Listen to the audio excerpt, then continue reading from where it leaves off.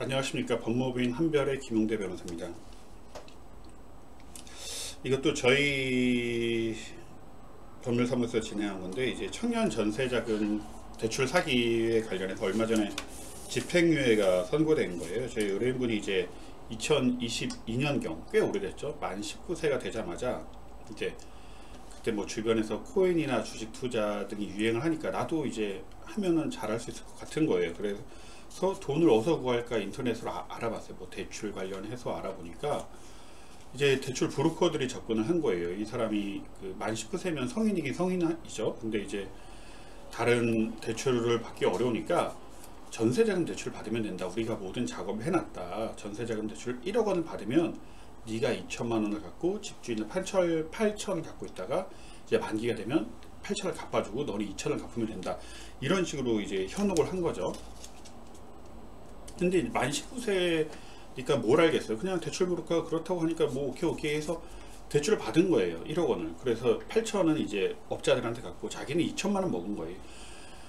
근데 결국은 뭐 8천을 갚아주나요? 안 되죠. 그리고 1억에 대한 원리금도 안 갚아주죠. 결국 자기가 알바하면서 그 돈을 다 갚아왔어요. 갚다가 이제 이걸 어떻게 갚나 하다가 2024년경에 이제 경찰서로부터 연락을 받은 거예요. 이게 대출 사기라고, 허위 임차이라고. 이제 결국 경찰서 가고 나서야 이게 형사적인 문제가 된다는 것을 알게 된 거죠. 이게 대출 사기구나, 허위 임차인으로서 거의 실제적으로 거기 살지 않으면서도 대출을 받은 거잖아요. 전세자금 대출이란 걸. 그래서 대출 사기로 연루가 돼서 저희 법률사무소를 찾아왔고요.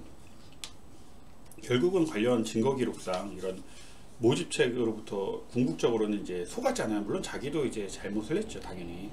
그래서 뭐 대출 사기가 무죄라는 건 아니에요. 대출 사기는 당연히 유죄인데 양형상의 문제다. 양형상의 문제라서 전체 기록상 내가 일부 속아서 이렇게 했고 내가 실질적으로 편취한 금액은 2천만 원밖에 안 되고 결국 이 보증기간이 있어요. 금융기간이 있고 보증기간이 있어요. 금융기간이 대출을 해주고 우리가 못 갚으니까 한국주택금융공사한테 대신 갚아준단 말이에요. 그럼 금융공사랑 우리가 저희랑 협의를 하게 되는데 500만 원 일시 변제하고 나머지는 이제 분할 변제하는 걸로 일단 협의서를 썼어요. 그렇게 함으로써 최종적으로 징역 10월에 집행유예 1년 6월이라는 형을 받게 되었습니다. 근데 이게 또 특이한 게 이제 허위 임차인들만 묶어서 재판을 넘긴 거예요. 소위 말해 기소를 했습니다. 근데 허위 임차인 나머지 두 분이 있는데 두 분 때문에 좀 재판이 지연됐어요. 이제 우리 의뢰인은 저를 변호사로 선임했으니까 빨리빨리 다 했는데 두 분은 이제 변호인도 없이 혼자서 온 거예요. 두 분 다. 이제 법원에서 이렇게 왔을 경우에는 힌트를 줘요. 뭔가 본인한테 유리한 걸 해봐라 라고 하는데 이제 반성문만 쓰고 뭐 아무것도 안 했어요. 진짜 뭐 이 기록을 검토해서 내가 이거에 대해서 뭐 좀 억울한 사정이 있다던가 아니면 뭐 한국주택금융공사랑 뭐 협의를 한다던가 그런 걸 전혀 안 하는 거예요. 그래서 판결 선고일 날이 됐는데도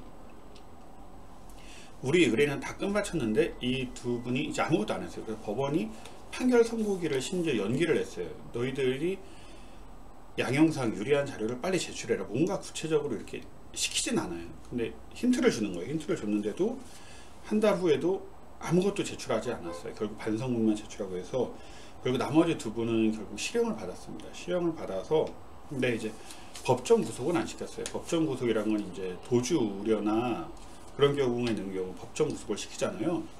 한마디로 마지막 기회를 준 거예요. 판결 선고일로부터 7일 이내에 항소를 제기하고 항소심 가서도 뭔가 해봐라라고 1심 법원에서 판사님이 이제 마지막 배려를 한 거죠. 그래서 뭐 나머지 두 분은 실형 받고 그때서야 불이 나게 이제 항소장 제출하고 변호인을 선임하려고 알아보고 있는데 이게 통상적으로 이런 사건을 1심에서 최대한 형을 적게 받고 항소를 안 하는 쪽으로 가는 게 맞습니다. 이걸 항소시 법원까지 끌고 가면은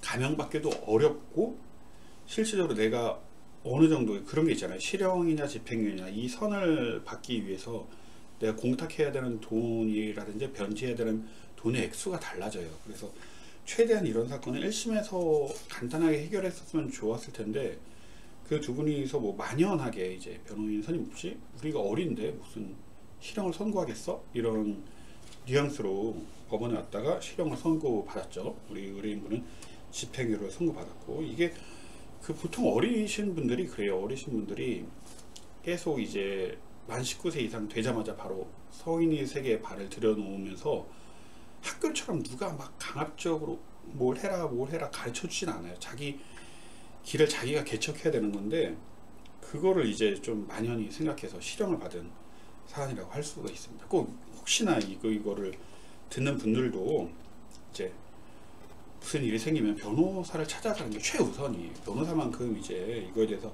아는 사람이 없고, 괜히 주변에 막 들어서 뭐 대충 된다더라 그런 경우는 없습니다. 꼭 변호사를 상담을 받아보세요.